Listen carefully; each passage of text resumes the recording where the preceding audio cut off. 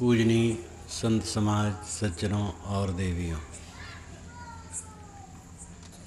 श्रीपद जी commissioner साहब जो अभी बोले कट्टर पारखी बीजक में खूब रमते रहते हैं। बीजक व्याख्या में एक बार इन्होंने बताया कि मैं जा रहा था और बीजक व्याख्या मेरी कार में थी, एक्सीडेंट हो गया तो व्याख्या उधर गिरी, मैं उधर गिरा। तो मुझे खुशी हुई कि बीजक व्याख्या के साथ ही मैं गिरा, अलग नहीं हूँ। बीजक व्याख्या रखे रहते हैं और पढ़ते रहते हैं और मस्त रहते हैं।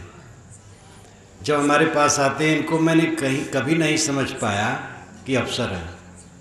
सरल, मस्तक पर तनाव नहीं, एकदम सरल।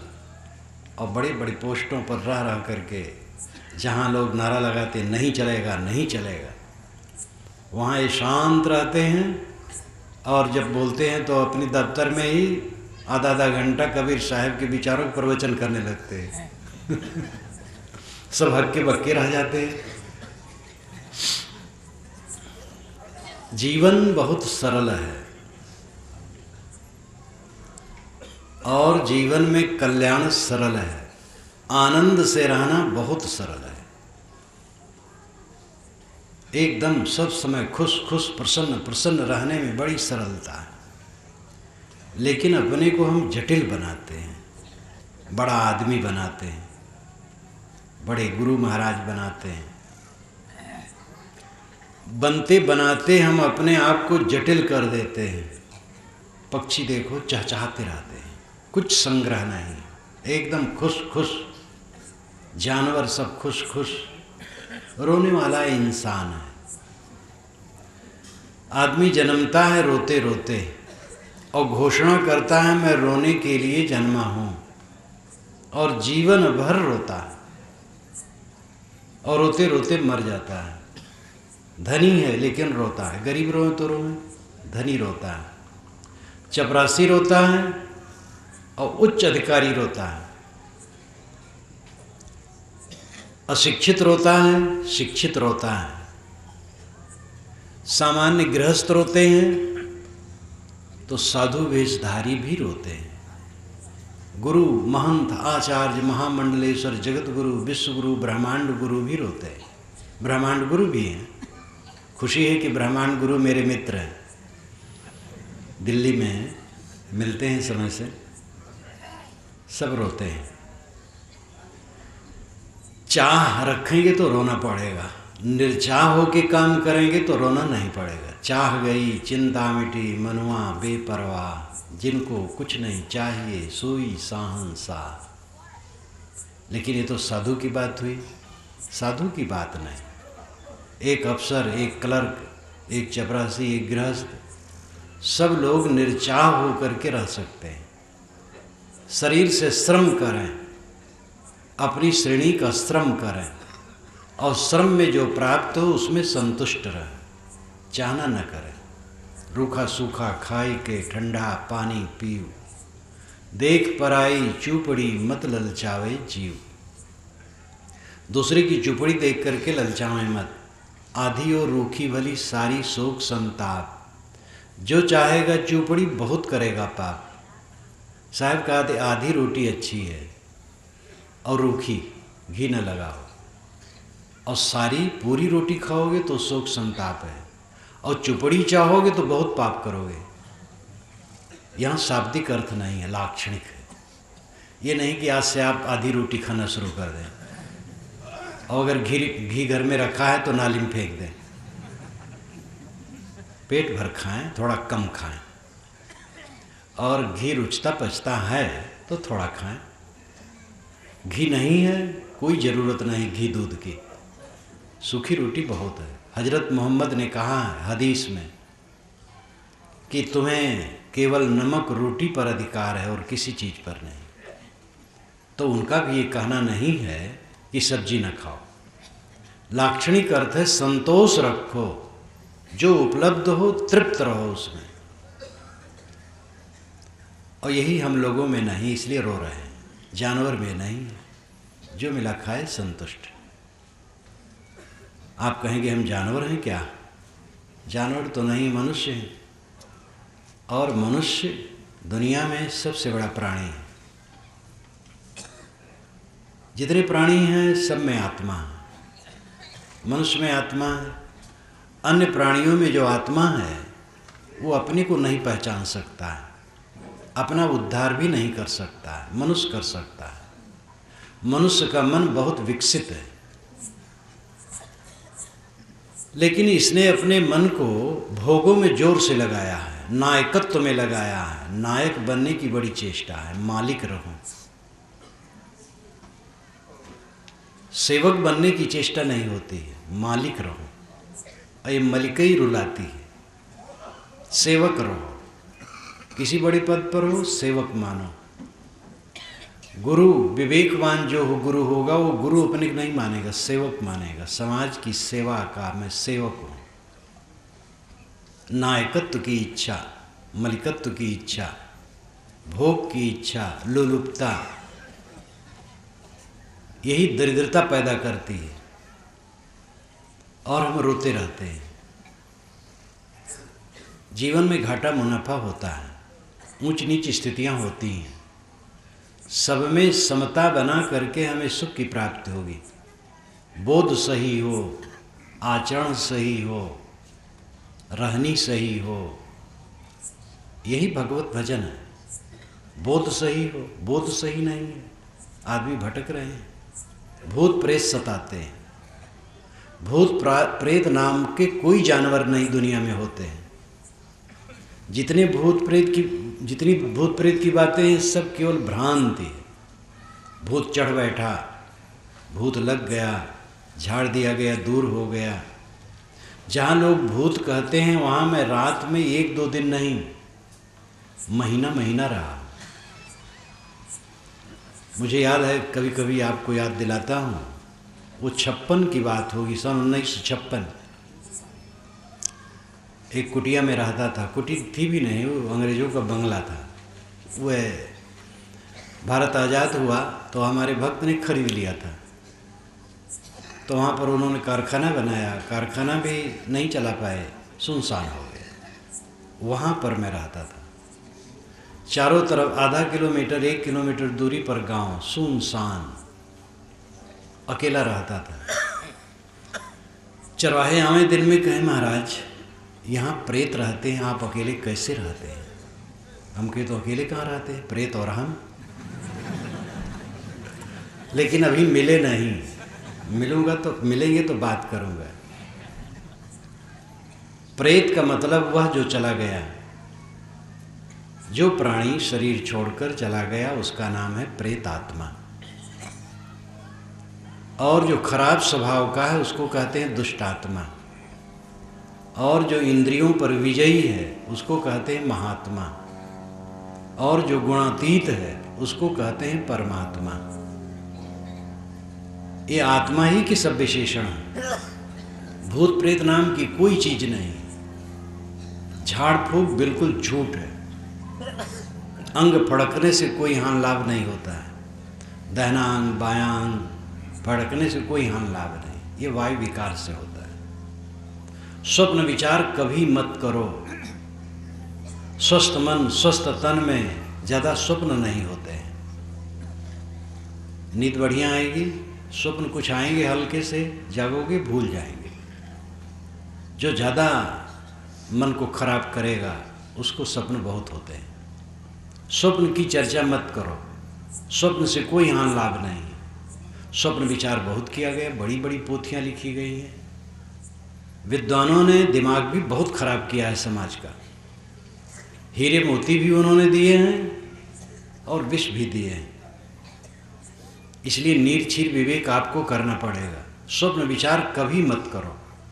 स्वप्ना में आप 1 करोड़ रुपया पाए और जागे तब 1 कौड़ी भी बिस्तर पर नहीं है। ऐसे स्वप्न का क्या विचार करते हो? स्वस्थ रहो, जागृत ठीक से जियो। उंगलियों को खराब न करो अंगूठी पहन कर। ऐसे लोग भी होते हैं जो हर उंगली में अंगूठी पहने रहते हैं और एक एक उंगली में 2-2 3-3 अंगूठियाँ बढ़ जाती हैं, उंगलियाँ घट जाती हैं। और शिक्षितों में ये ज़्यादा है, 95% से अधिक अंगूठियाँ शिक्षित लोग पहनते हैं और धनी लोग पहनते हैं। और अगर नेता हैं तो पता नहीं कितनी पहन सकते हैं। कुछ नेता हैं जो नहीं पहनते हैं। उंगलियों के सौंदर्य को नष्ट मत करो पहन करके अंगूठियाँ। अंगूठियों से गंदगी जमती और कोई फायदा नहीं होता है। कितने लोग तो 9 अंगूठियाँ पहनते, कहते हम नवग्रह इसमें बांधे हैं, आकाश के सारे ग्रह को बांधे रहते हैं।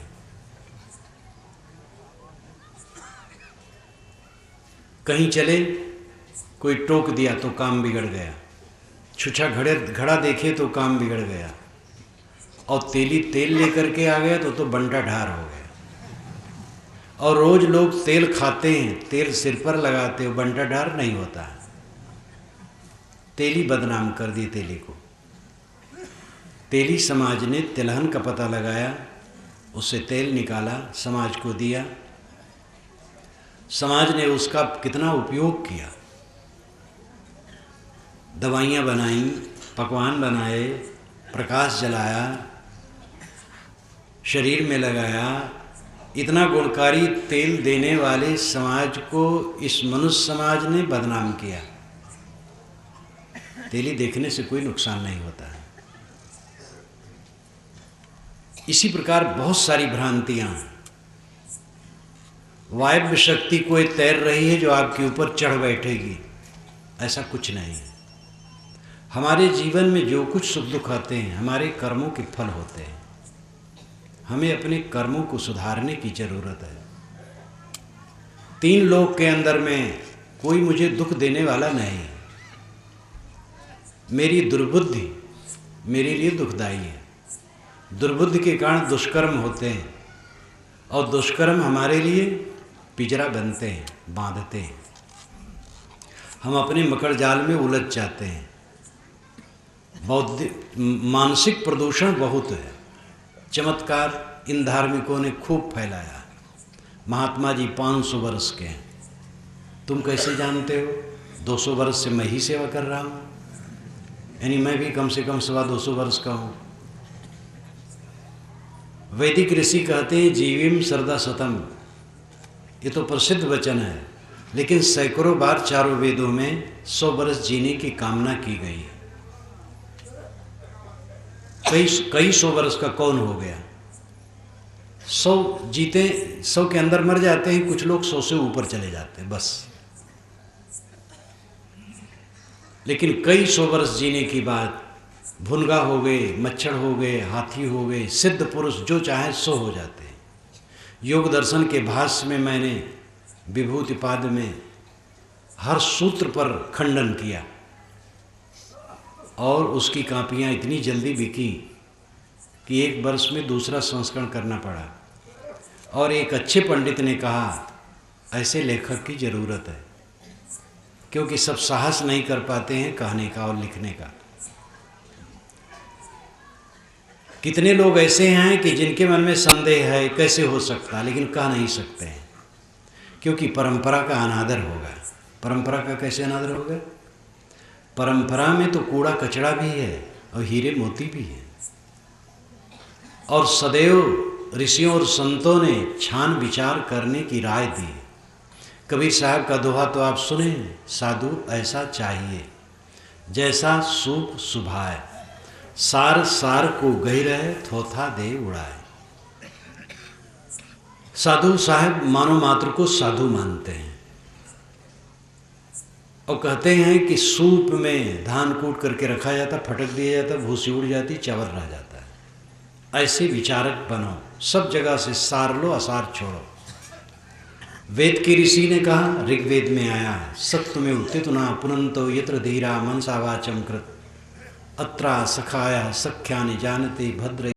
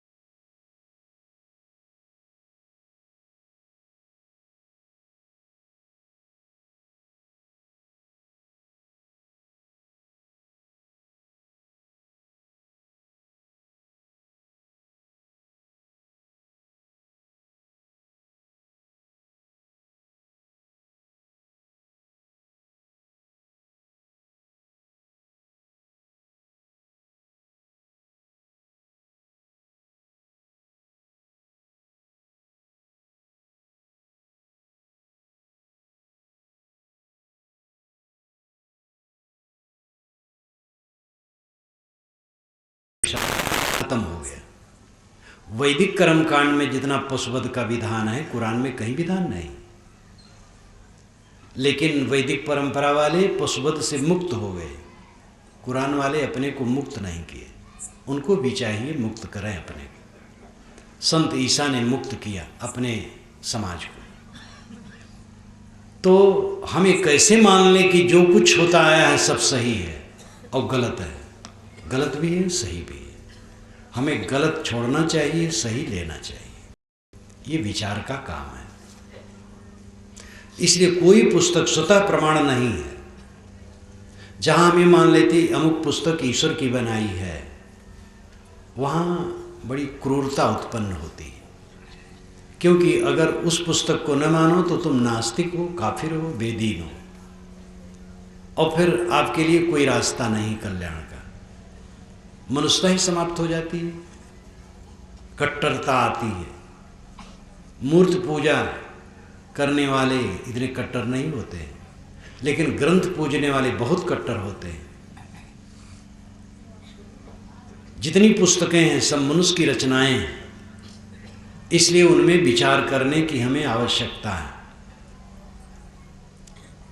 चमत्कार जितना है सब धोखाधड़ी है, छल कपट है। चाहे वो किसी के नाम में जुड़ा हो, दुनिया के बड़े से बड़े पुरुष के नाम में जुड़ा है चमत्कार, सबका सब छल कपट है। आकाश में उड़ गए, 10 किलो चावल से भात बना और 1000 लोग खाए और 1 हंडा भात बच गया। बैल से वेद मंत्र बोलवा दिए, चौकी से कहे चल, चौकी चल पड़ी। दीवार को कहे चल, दीवार चल पड़ी। और आकाश में उड़ गए, क्षण में सारी बातें जान गई, पूरी दुनिया में घूम आए 1 सेकंड में। यहीं बैठे बैठे सब कुछ को जान गए। इन जैसी बातें जो चमत्कार की हैं 16 आने झूठ है। ये कुछ नहीं होती, ये सब हवा है।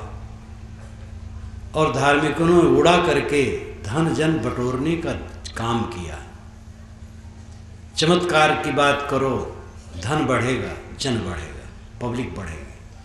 क्योंकि सबको ख्वाहिश है ऐसे चमत्कारी बाबा से जो हाथ उठावें हमारा सब मंगल हो जाए। बाबा बच्चा देते हैं, बीमारी काटते हैं, और बाबा स्वयं बीमार रहते हैं लेकिन दूसरे की बीमारी काटते हैं। बाबा जो चाहें सो कर दें, पानी बरसा सकते हैं, पानी रोक सकते हैं, बिल्कुल झूठ। कोई बाबा न पानी बरसा सकता है न पानी रोक सकता है। कारण कारज की एक अटूट व्यवस्था है। पानी बरसने के जितने कारण हैं भौतिक हैं, उनमें चेतना नहीं है, स्वभाव है।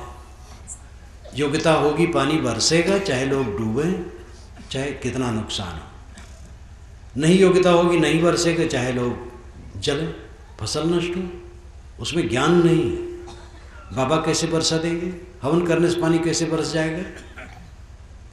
धर्म के नाम पर बड़ा बड़ा जंजाल है, और इन जंजालों में मनुष्य का बुद्धि का शोषण हुआ है, और बुद्धि के शोषण से आदमी अपंग हो गया है। इसको बेवकूफ़ बनाया जाता है जगह जगह। तुम्हें बच्चा मिलेगा, रोग कटेगा, मुकदमे में विजय होगी और राजनीतिक पद पर पहुंच जाओगे, मंत्री हो जाओगे, प्रधानमंत्री हो जाओगे। मंत्री लोग क्या क्या करते हैं? हवन कर करके तो टिकट लेते हैं और तमाम अंगूठियां पहनते हैं, बाबाओं के पीछे घूमते, ज्योतिषियों के पीछे घूमते हैं। घोर अंधविश्वासी। जवाहर पटेल ये सब नहीं करते थे। गांधी महात्मा थे क्योंकि इंद्रियजयी संयमी थे, लेकिन किसी बाबा के पीछे नहीं घूमते थे। गांधी को गाली देने वाले तो बहुत तेज लोग हैं, लेकिन गांधी का एक अंग भी लेने वाले नहीं। गांधी जी एक तरफ उनमें महात्मापन था और एक तरफ अत्यंत विवेकवान पुरुष, सारे अंधविश्वास से रहित रहते थे।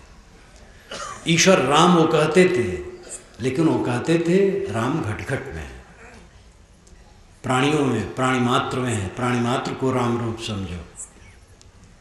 तो अंधविश्वास से दिमाग प्रदूषित है। भगवान की माया हमें नचा रही है। क्या करें महाराज, भगवान की माया हमें नचा रही है। हम आना चाहते थे आपके पास, लेकिन भगवान ने ऐसी माया डाली है महाराज, फुर्सत नहीं। सारा दोष भगवान का, आपका नहीं। आप तम्बाकू खाते हैं, भगवान ने आपको तम्बाकू खिला दिया।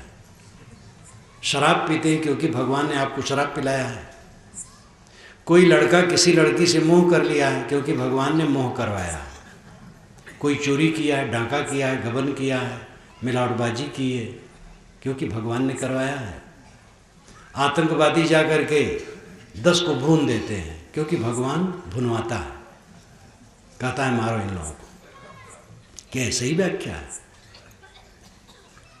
आपकी माया आपको परेशान करती, भगवान की माया नहीं।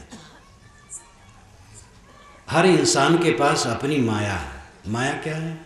छल कपट, धोखाधड़ी, मोह, भ्रांति, ये अपनी बनाई माया है। हमने माया बनाई है, हमें ही उसको मिटाना होगा। कोई भगवान की माया हमें सताने वाली नहीं, लेकिन इसका प्रचार इतने जोर तोर से है, आम जनता बेचारी क्या करे। पंडित कहते हैं, महात्मा कहते हैं भगवान की माया, अघटित घटना पटीसी, दुरतया, अनिर्वचनीया, ये सब उन सब के शब्द हैं। अनिर्वचनीय, जिसका निर्वचन नहीं हो सकता, जिसके विषय में हम व्याख्या नहीं कर सकते। अघटित घटना पटीसी, जो घटना न घटे वो माया घटा देती है। दुरतया, उसको तरा नहीं जा सकता है। प्रभु माया गरियसी, प्रभु माया बड़ी कठिन है। एक तरफ ईश्वर को कहते हैं सच्चिदानंद है, निर्मल है, निर्दोष है। दूसरी तरफ कहते हैं भगवान ईश्वर की माया सबको नचाती है। अपनी बात अपने कानों से न सुनते हैं लोग, न समझते हैं। ईश्वर अगर दयालु है, करुणाशील है, सच्चिदानंद है, आनंद कंद है, माया कैसे रखेगा? और माया रखेगा तो आनंद कंद रहेगा, तो पीड़ित रहेगा। गलत गलत व्याख्याएं शास्त्रों में भरी है जगह जगह, और पंडित महात्मा चिल्ला चिल्ला के कह रहे हैं, तो आम जनता कहाँ जाए? भगवान की माया नचा रही है। लेकिन हमें और आपको इस पर विचार करना चाहिए। जहाँ जहाँ हमारे जीवन में व्यतिक्रम होता है, गलत सोचना, गलत बोलना, गलत करना, उसके मूल में हमारे मन की माया है। हमारे मन की माया मोह, धोखाधड़ी, अंधविश्वास, अज्ञान, हमारी गलती से हमारे जीवन में दुष्कर्म होते हैं, और इसलिए हम अपने को बिल्कुल सुधार सकते हैं। हम अपने को माया से बिल्कुल उठा सकते हैं। मोह माया है, मोह बनाने वाले हम हैं। दूसरे का क्या दोष है? किसी भगवान और शैतान ने हमारे ऊपर माया नहीं छोड़ दिया है। ईश्वर जो चाहता वही होता है, और तो अपने से कुछ होता नहीं। सबई नचावत राम गोसाई, राम गोसाई सबको नचा रहे हैं। हम कठपुतली हैं, वो चला रहे हैं। अगर ऐसी बात है तो इस सत्संग के आयोजन की आवश्यकता क्या है? कठपुतली को उपदेश से कोई फायदा होगा? कठपुतली कोई दोषी है? तो सूत्रधार उसको चलाता है। अगर आपसे गलती हुई तो आपका क्या दोष है? तो ईश्वर का दोष है, उसी ने करवाया है। तो क्या आप स्वतंत्र करता नहीं है? कोई जज किसी को छोड़ सकता है? वो कहे कि ईश्वर ने हमसे चोरी करवाई, वही प्रेरणा करवाया है? नहीं छोड़ेगा। ये बिल्कुल गलत व्याख्या है कि हम कठपुतली हैं और ईश्वर हमें वैसे करवाता है। हम अपने कर्मों के कर्ता और विधाता हैं। हम चाहें तो अपने को बिल्कुल ठीक ठाक रख सकते हैं,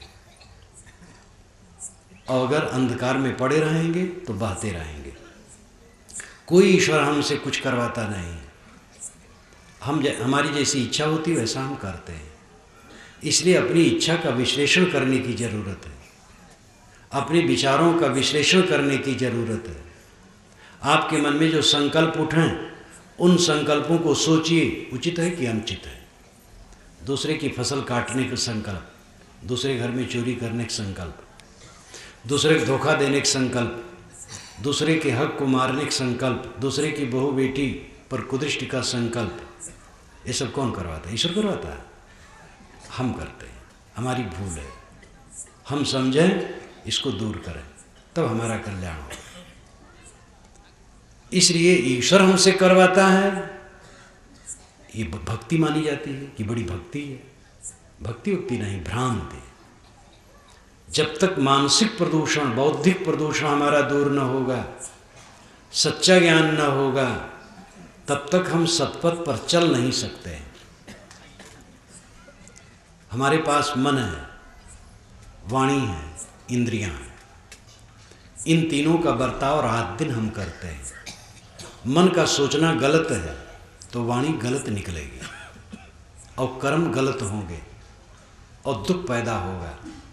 इस दुख को हजार ईश्वर मिल करके रोक नहीं सकते, गुरु महाराज भी रोक नहीं सकते, देवी देवता रोक नहीं सकते, कोई रोक नहीं सकता। अगर हमारा सोचना गलत है तो बोलना गलत होगा और करना गलत होगा और उसका परिणाम दुख आएगा। दुनिया की कोई शक्ति उसे रोक नहीं सकती। अगर हमारा सोचना सही है तो वाणी सही होगी और कर्म सही होंगे। दुख का कोई चांस नहीं, कोई दुख दे नहीं सकता। दुख तो हम खरीदते हैं अपने अज्ञान से, अपने व्यामोह से, अपनी लुलुपता से, अपने अहंकार से। हम अपने को साधारण मनुष्य क्यों नहीं मानते हैं? एक बहुत बड़ा पूज्य गुरु है, सब हाथ जोड़ते हैं, लेकिन है मनुष्य। जो बिस्तर पर जाएगा अकेले सोएगा, टट्टी लगेगी तो टट्टी घर में अकेले जाएगा, टट्टी करेगा और टट्टी उसे अपने हाथ से ही धो रहा है। मच्छर उसको काटेंगे, परेशान होगा। एक बड़ा अफसर है, बड़ा नेता है, वो आखिर में इंसान है, एक साधारण इंसान है। अफसर है, दफ्तर में बैठा है, लेकिन जब घर में आता है तो बाल बच्चे उसे अफसर नहीं मानते, पिता मानते हैं, भाई मानते हैं। बच्चा माता तो उसको बच्चा मानेगी।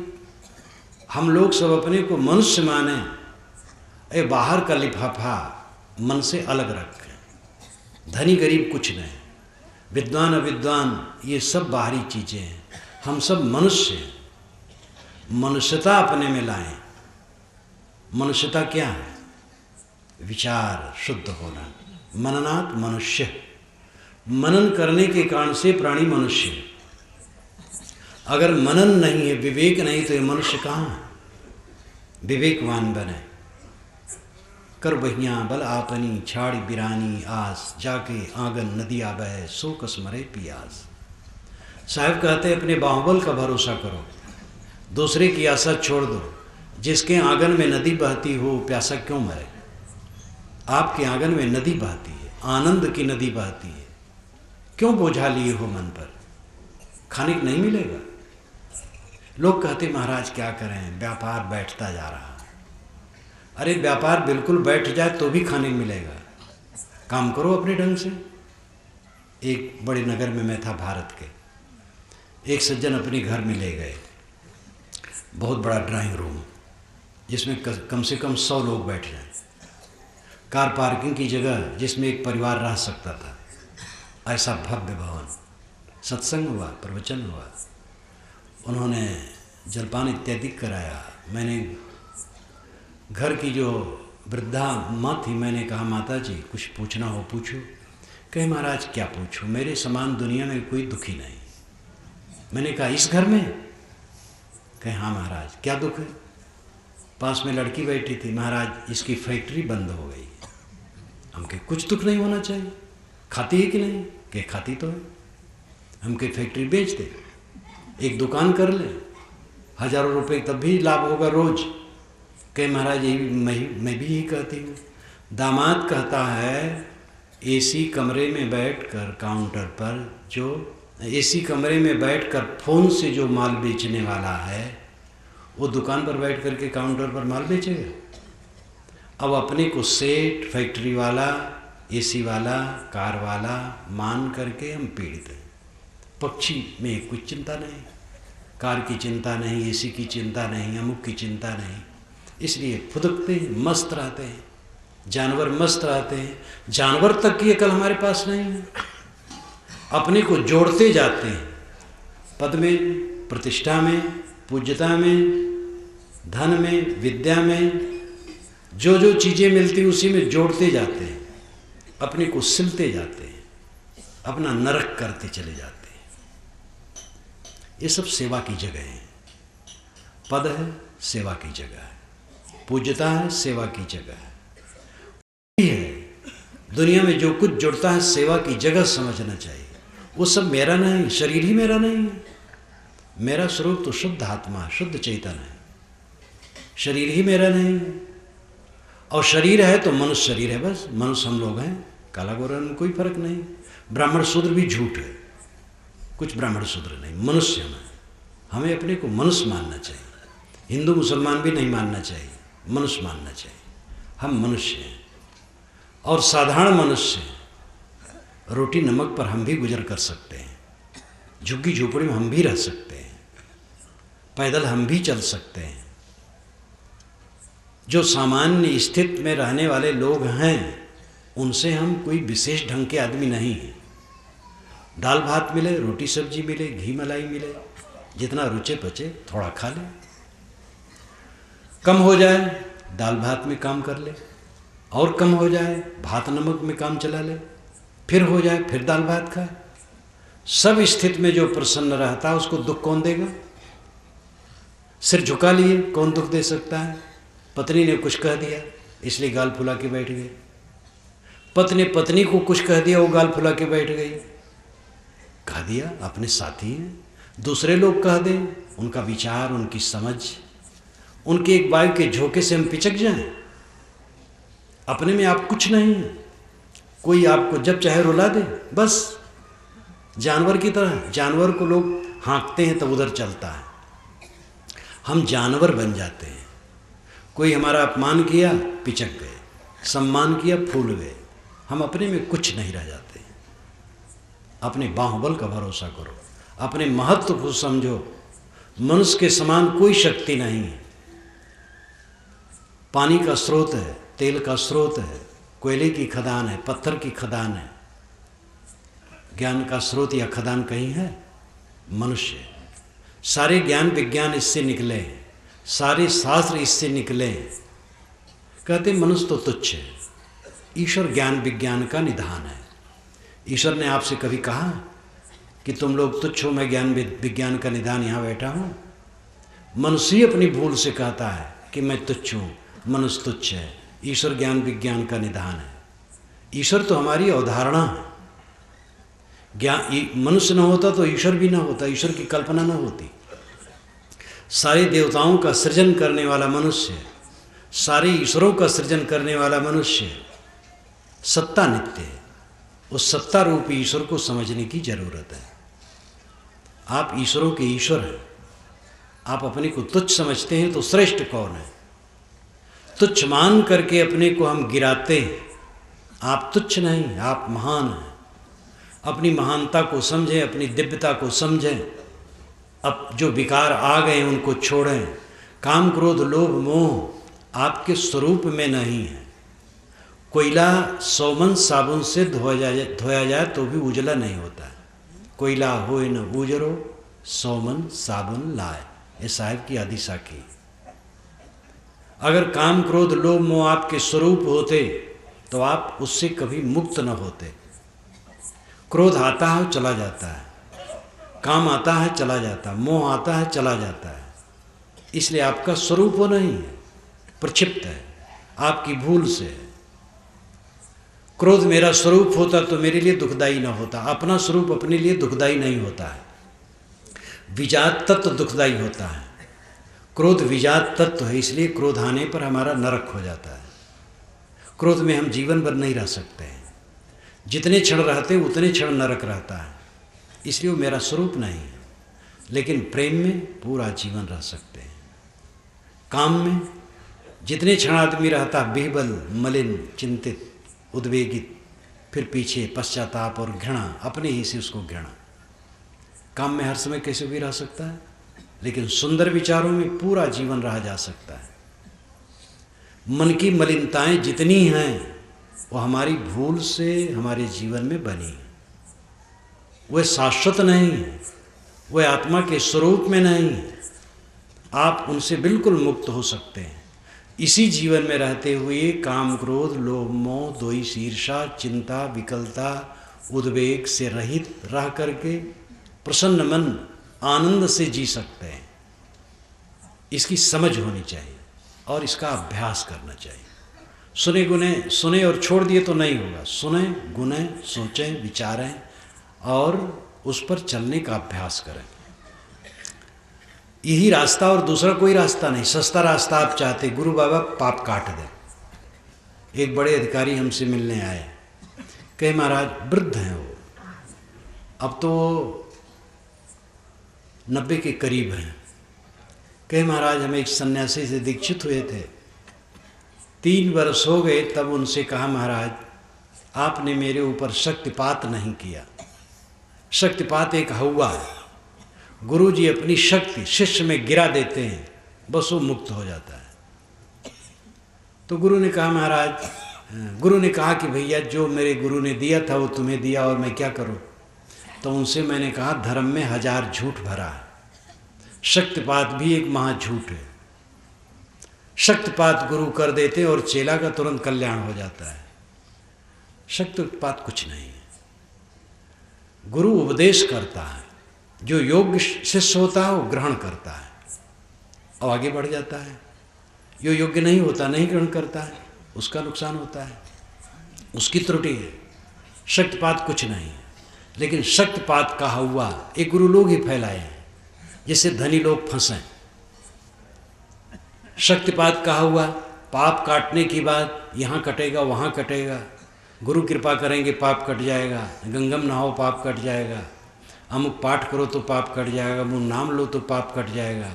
नाम जपना ठीक है, राम नाम मंत्र, शिव नाम मंत्र, अल्लाह नाम मंत्र, सब मंत्र ठीक है। वेद मंत्र, कुरान मंत्र, बाइबिल मंत्र सब समान है। जैसे ब्रह्म वैसे अल्लाह, वैसे खुदा, वैसे गाड, वैसे राम, वैसे रहीम, सारे शब्द आदरणीय, सारे मंत्र आदरणीय हैं। इसलिए कोई मंत्र जपे, कोई नाम जपे अच्छा है, मन में थोड़ी प्रसन्नता होगी।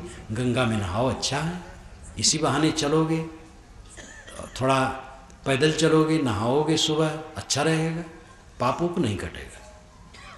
पाप छोड़ने से कटता है, गलत रास्ता छोड़ने से जीवन की शुद्धि होती है। धर्म में उलझन की बातें खूब भरी है। महाभारत और 18 पुराण, इन 19 जिल्दों में, महाभारत तो एक जिल्द में नहीं है, लेकिन मान लो इन 19 ग्रंथों में करीब करीब 40,000 मंत्र हैं जो महिमा में लिखे गए। प्रयाग के इर्द गिर्द जो रहते हैं वो मुक्त ही हैं सब। काशी में जो रहते हैं मुक्त ही। नर्मदा का तो नाम लेने ही से मोक्ष होता है। धर्म का क्षेत्र भी महापागल खाना है और यहाँ विवेक विचार करने छोड़ देने की राय दे दी जाती है। और उधर कट्टरता, सांप्रदायिकता की कट्टरता कि केवल हमारा संप्रदाय मोक्ष और स्वर्ग देने वाला है। अकबर बादशाह फतेहपुर सीकरी में जो उसका भवन है, आप कभी जाएं तो देखें, वो सभी वर्ग के गुरुओं को बुलाता था और सभागार में सब बैठते थे, जैनी, बौद्ध, इस्लामी, ईसाई, वेदांती, और अपनी अपनी बात कहते थे। एक दिन उसने अपने नौकर से पूछा, जो नौकर उनको पानी दाना दिया करता था, हरदम साथ रहता था, उससे पूछा बताओ भाई तुम्हें ये जो गुरु लोग हैं इनकी बातें कैसे लगती हैं। कहे हुजूर क्षमा करेंगे। कहे क्षमा करता हूँ, तुम जो कुछ कहना चाहो कहो। कहे हुजूर लगता है जैसे सब पागल हैं, वो पागल खाना है। तो बहुत हंसा अकबर, क्योंकि सभी जब जो बैठे वो कहें ईश्वर का रास्ता केवल हमारा, हमारी किताब से कल्याण होगा, हमारे अवतार और पैगंबर से कल्याण होगा, दूसरे से नहीं होगा। दूसरा यही कहे, तीसरा यही कहे, चौथा यही कहे। तो अकबर बहुत हंसा। तो इधर सांप्रदायिकता का पागल खाना और इधर तुरंत फुरत में सारा पाप कटवाने की चेष्टा और झांसा। कटवट नहीं सकता। 1000 ईश्वर मिलकर के हमारे पाप नहीं काट सकते। हमें पाप का रास्ता छोड़ना पड़ेगा, ये परम सत्यता है। इसको स्वीकारे बिना जीवन बदल नहीं सकता है। नहाते रहो गंगा में, पूजते रहो, कुछ जपते रहो, नाम जपते रहो, मंत्र जपते रहो, आयतों का पाठ करते रहो, ये देखो कि मन में ईर्ष्या आती है कि नहीं, क्रोध आता है कि नहीं, उद्वेग आता है कि नहीं, दूसरे के नुकसान करने की चेष्टा होती है कि नहीं, काम लोलुप तो नहीं है, मोह लोलुप तो नहीं है, अंदर में कूड़ा कचरा बड़ा। पाप कटना क्या अर्थ होता है? पाप कटने का अर्थ होता है चित्त की निर्मलता, पूर्ण निर्मलता।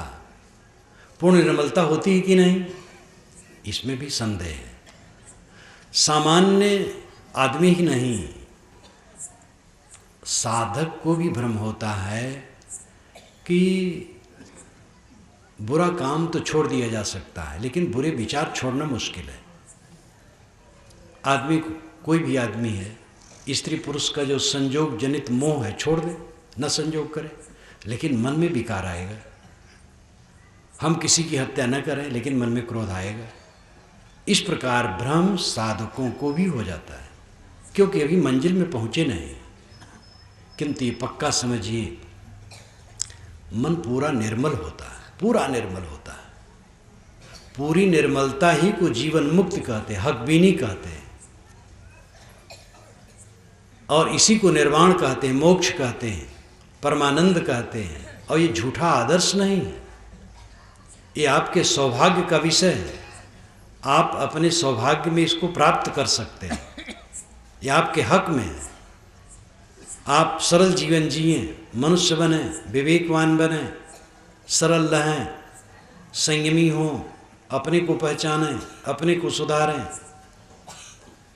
और देखेंगे कि पहले से मलिनता घट गई है और दिन दिन घटेगी। साधना का अर्थ यही है कि दिन दिन विकार घटें। व्यापार सफल कौन माना जाता है? जिसमें निरंतर धन की उन्नति हो। 1 लाख रुपया लेके व्यापार शुरू किया गया, 4 महीने में 80,000 रह गया, 6 महीने में 60, घटता गया, तो ये व्यापार की असफलता। मूल पूंजी बनी रहे, कुछ धन बढ़ता जाए, ये उसकी सफलता है।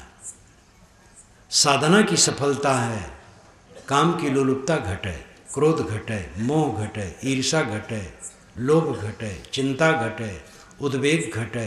लोग कहते महाराज कैसे न दुखी हो, पत्नी बीमार है, बच्चा कहे मैं नहीं महाराज कैसे न दुखी हो, पैसा कम है महाराज कैसे न दुखी हो। ठीक है भैया, दुखी हो, कौन रोकता है?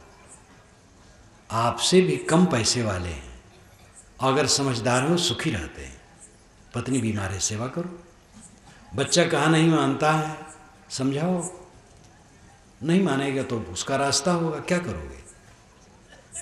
दुखी होना चाहते हो तो आपको दुख से मुक्त कौन कर सकता है?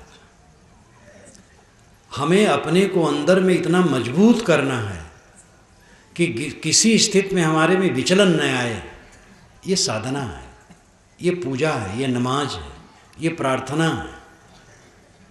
अखंड कीर्तन से काम नहीं बनेगा, खूब जपने से काम नहीं बनेगा, जीवन को शोधने से काम बनेगा। दुनिया रुई को धुनता है, एक एक रेशा को अलग अलग कर देता है, सारा कचरा झड़ जाता है। हमें अपने कचरे को झाड़ना है, हमें अपने मन को धुनना है। ये काम कोई करके देखे, 1 महीना करके देखे, जिस काम में हो, अफसर हो, चपरासी हो, किसान हो, मजदूर हो, डॉक्टर हो, मास्टर हो, कुछ भी हो, अपनी श्रेणी में जहाँ भी हो, निरंतर अपने पर निगरानी रखे। सहज साधना और सहज समाधि, साहब ने दोनों बातें कही हैं। सहज समाधि है संकल्पों का अंत, सहज साधना है निरंतर मन को देखना। सहज समाधि के विषय में अभी ज़्यादा अवसर नहीं है कहने का, अवसर पड़ेगा तो अगले दिनों में कहा जा सकता है। सहज साधना, हर समय मन को देखना सहज साधना है। बिस्तर पर है, टट्टी घर में है, घूर पर है, दफ्तर में है, कारखाने में है, सड़क पर है, खलिहान में है, मन को देखते रहें मन क्या सोचता है और गलत सोच को हटाते रहें। केवल एक निगरानी रखें मन पर और निरंतर ये काम करें, देखेंगे जीवन में कितना तरमीम थोड़े दिनों में होगा। ये करते नहीं, बस सुन गुन लिए। कितने लोग तो सुनते गुनते भी नहीं, वाहियात समझते हैं। सत्संग धर्म ग्रंथ पठना वाहियात समझते हैं।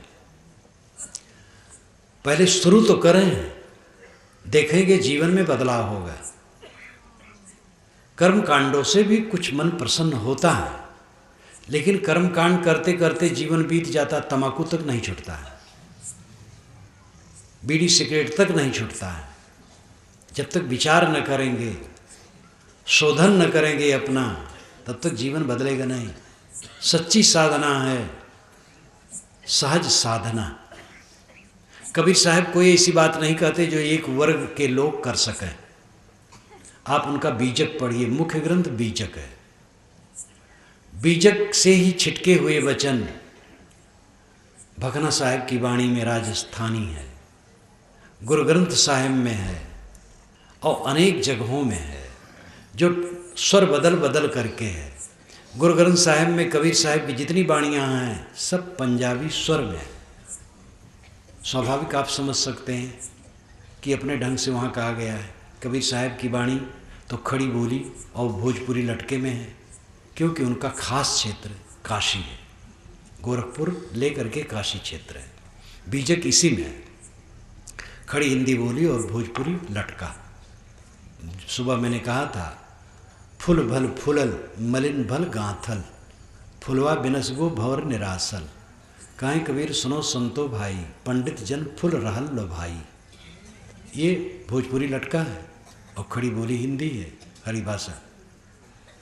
तो कबीर साहब की वाणी अन्य जगह भी फैली है और कबीर की लोकप्रियता इतनी हुई, संस्कृत में वेदव्यास की लोकप्रियता, और वेदव्यास के नाम पर बहुत पुस्तकें बनी। ऐसे हिंदी में कबीर की लोकप्रियता, काहे कबीर सुनो भाई साधो। मैं जिस प्रदेश में जाता हूँ उस प्रदेश की भाषा में लोग गाते हो, कहते हैं काहे कबीर सुनो भाई साधो। गुजराती में, उड़िया में, राजस्थानी में, पंजाबी में, जहाँ जाता हूँ, बंगला में, काहे कबीर सुनो भाई साधो बोलते हैं। और साहब तो हिंदी में बोले हैं, तो बड़े लोकप्रिय हुए हैं कबीर साहब। इसीलिए कबीर साहब का रूप इतना सर्वव्यापी हो गया है कि उनको एक फ्रेम में कस के रखना मुश्किल है। बहुआयामी वचन उनका हो गया है और लोगों ने और बना डाला है, लेकिन बीजक उसकी कसौटी है। बीजक आप पढ़ेंगे तो सारी वाणियाँ कसने में आ जाएंगी। पूरा बीजक आप पढ़ डालिए, कोई ऐसा विषय नहीं है उसमें उपदेश जिसमें एक वर्ग के लोग कर सकें, कबीरपंथी कर सकें या अमुक वर्ग के लोग कर सकें। पूरा का पूरा उसमें है प्राप्त विचारों पर समीक्षा और सत्य का उद्घाटन। उन्होंने प्राप्त विचारों पर समीक्षा खूब की है, सबकी बातें कही हैं और सत्य का उद्घाटन किया है, निर्भय होकर किया है। आज से 550 वर्ष पूर्व उनकी वाणियाँ निकली और इतनी निर्भय वाणी, आज भी वैसी वाणी कहने वाले नहीं मिलते हैं। ये उनकी निर्भयता, वह आग से खेल गए, चिंता नहीं किए और उन्होंने रास्ता भी बताया, जो घर फूके आप ना चले हमारे साथ। अपना घर फूकना क्या है, जिस घर में हम रहते उसको फूकना थोड़े, मोह फूकना। हमारे पीछे लोग चलें, हमारा दल बढ़े, हमें लोग मानें, ये भाव रख करके कोई सत्य नहीं कह सकता है। सत्य में रहें, सत्य कहें, जिनकी इच्छा हो हमें न आवे न आवे, कोई परवाह नहीं। तो निर्छीर विवेक हमारे जीवन में होना चाहिए। कल्याण की प्राप्ति इसी जीवन में होती है। हर इंसान कल्याण प्राप्ति का अधिकारी है। कल्याण का अर्थ है इसी जीवन में चिंताहीन रहना, भय रहित रहना, प्रसन्न रहना, सब समय आनंदित रहना। और ये सरल जीवन जीने से होगा, अपने मन को परख करके शुद्ध करने से होगा।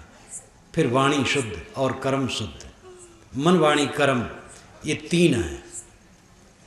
मन की शुद्धि से वाणी और कर्म शुद्ध होते हैं और वाणी और कर्म शुद्ध होने से मन शुद्ध होता है। वाणी कटु कहोगे तो मन उलझ जाएगा। पत्नी से कटु कह दिए, दिन भर खटास।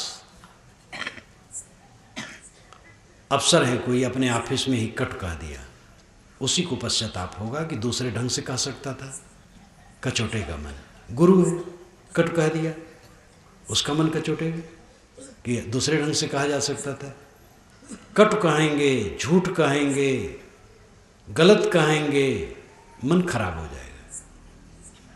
आचरण खराब करेंगे, छल करेंगे, धोखा देंगे, इंद्रिय लंपट तक बर्ताव करेंगे, मन खराब हो जाएगा।